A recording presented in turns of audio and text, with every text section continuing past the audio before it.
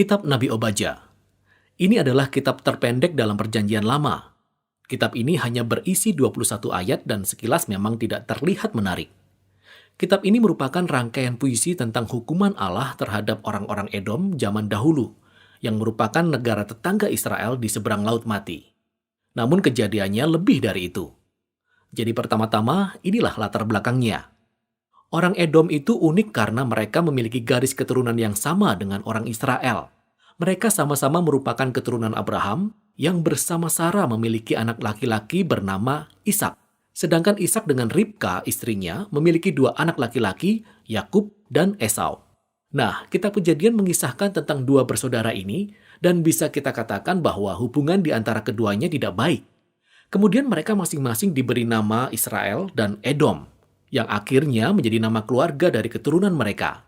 Dan kedua keturunan ini memiliki hubungan yang sama buruknya seperti leluhur mereka.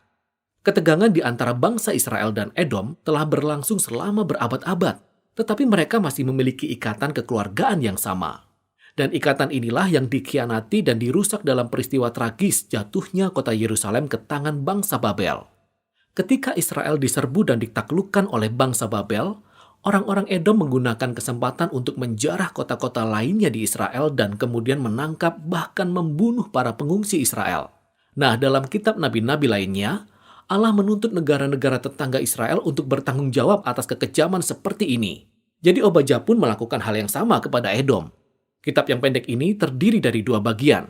Bagian pertama berisikan serangkaian tuduhan terhadap para pemimpin Edom, khususnya atas kesombongan mereka dan sikapnya yang suka meninggikan diri, baik secara harfiah karena mereka memang tinggal di liang-liang batu yang tinggi maupun secara kiasan. Karena mereka sangat percaya bahwa mereka lebih unggul daripada orang-orang Israel. Kesombongan inilah yang membuat orang Edom tidak saja berdiam diri ketika bangsa Babel datang untuk menghancurkan Yerusalem, tetapi mereka juga terlibat dalam kehancuran Israel. Maka, melalui Obadja, Allah berkata bahwa bangsa Edom akan dijatuhkan dari ketinggian mereka dan akan dibinasakan. Apa yang telah mereka lakukan kepada bangsa Israel, itu juga yang akan dilakukan kepada mereka. Nah, pas ketika kita akan mendengar lebih banyak tentang kejatuhan Edom, tiba-tiba topiknya bergeser di ayat 15. Ini yang kita dengar. Sebab telah dekat hari Tuhan menimpa segala bangsa. Wah, mengapa tiba-tiba kita beralih dari Edom ke segala bangsa? Ayat ini menjadi pengait yang menghubungkan paruh pertama dari kitab ini dengan paruh kedua, di mana Obadja memberitakan hari Tuhan yang ditujukan tidak saja untuk bangsa Edom. Ia memperluas cakupannya kepada semua bangsa. Dan Obadja berkata bahwa semua bangsa yang sombong yang bertindak seperti Edom akan menghadapi penghakiman Allah dengan cara yang sama. Mereka akan jatuh dari kesombongan mereka menuju kehancuran. Nah, perpaduan dari kedua bagian ini, yang satu tentang Edom, yang satu lagi tentang semua bangsa, menunjukkan kepada kita mengapa Obadja begitu tertarik pada negeri kecil di selatan Israel ini. Obadja melihat kesombongan dan kejatuhan Edom sebagai contoh, sebagai gambaran bagaimana suatu hari nanti Allah akan menantang kesombongan semua bangsa dan menjatuhkan mereka juga. Bukan kebetulan kalau dalam bahasa Ibrani kata Edom dieja dengan huruf yang sama persis dengan kata umat manusia, atau dalam bahasa Ibrani, Adam. Dalam kitab Obadja, kebangkitan dan kejatuhan Edom menjadi perumpamaan tentang bagaimana suatu hari nanti, keadilan Allah akan melawan kesombongan dan kekejaman di antara semua bangsa, yaitu di hari Tuhan. Namun seperti dalam semua kitab para nabi, penghakiman Allah tidak pernah menjadi akhir dari segalanya.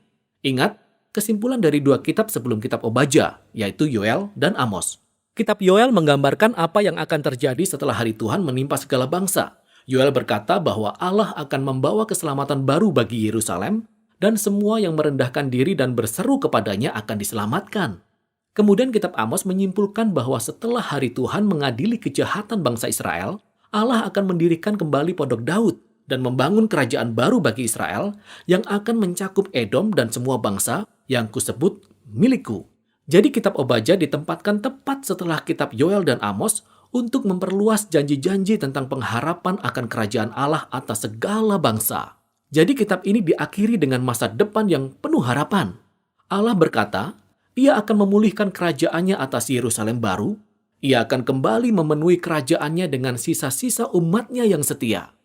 Dan kemudian dari situ, Kerajaan Allah akan meluas hingga mencakup semua wilayah dan bangsa-bangsa di sekitar Israel. Jadi kitab yang pendek ini memberi kita gambaran yang lebih luas tentang keadilan dan kesetiaan Allah yang telah kita lihat dalam kitab para nabi. Kesombongan dan pengkhianatan orang-orang Edom zaman dahulu menjadi contoh dari keadaan manusia yang lebih luas. Dan dari semua cara-cara kita mengkhianati dan menyakiti satu sama lain di dalam dunianya Allah yang baik ini. Tetapi masih ada pengharapan, kata Obadya. Kejatuhan Edom menunjuk kepada hari di mana Allah akan mengalahkan kejahatan di dalam dunia. Tetapi ia juga akan membawa kerajaan damainya yang akan memulihkan semua bangsa. Demikianlah inti dari kitab Obadya.